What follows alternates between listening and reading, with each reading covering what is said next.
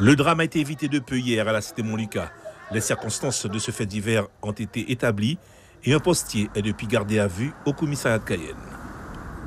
C'est un facteur assez jeune, d'une trentaine d'années, qui a eu une altercation à la suite de la non-livraison d'un colis par la poste, un client qui récriminait après le retard de son courrier.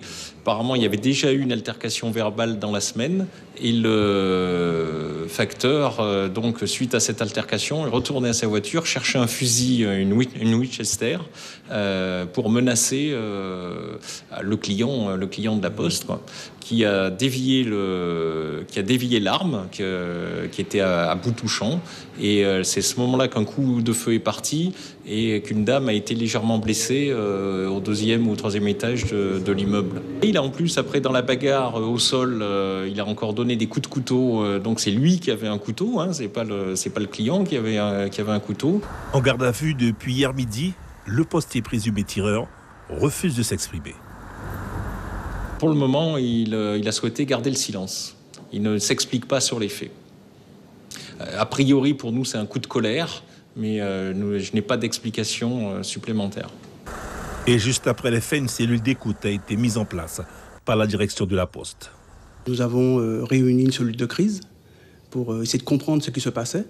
Ensuite, nous tenons un CHSCT et puis une cellule d'écoute, puisque les postiers sont choqués. Des postiers qui, hier, à notre micro, nous confiaient leurs difficultés à travailler dans certains quartiers de Cayenne. Rien ne peut justifier de tels actes, moi je le dis, rien ne peut justifier de tels actes. Effectivement, il y a des quartiers plus difficiles que d'autres. Globalement, je dirais, le travail les facteurs sont appréciés par la population. Moi, ce que je souhaite dire simplement, c'est que c'est un acte isolé, celui qui s'est produit. Et en tant que directeur de la Poste, j'ai décidé de prendre toutes mes responsabilités. C'est la raison pour laquelle, en face de ces actes extrêmement graves, j'ai pris la décision immédiate de suspendre l'agent de ses fonctions. La direction de la Poste se dit aussi prête à porter plainte contre l'agent s'il était mis en examen. Reste que la garde à vue du facteur a été prolongée de 24 heures. Il devrait être présenté à un juge du tribunal de Cayenne demain après-midi.